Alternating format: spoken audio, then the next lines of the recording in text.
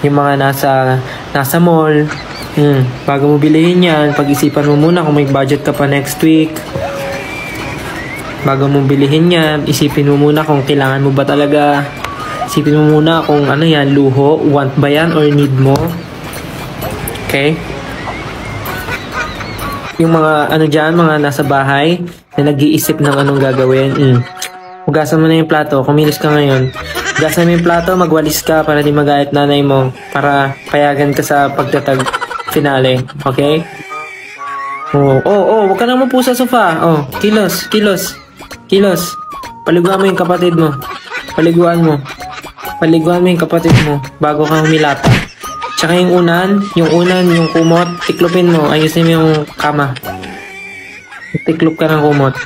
Okay? Tapos pagkatapos mo, magsaing ka na. Magsaing ka. Kahit di ka na magluto, si mama mo na yon. Magsaing ka after maghugas, okay? Sige na. Love you. Tapos na, Gar. Sige, Gar. Bye-bye. Thank you so much. Love you. Bye-bye. See you again next time. Love you.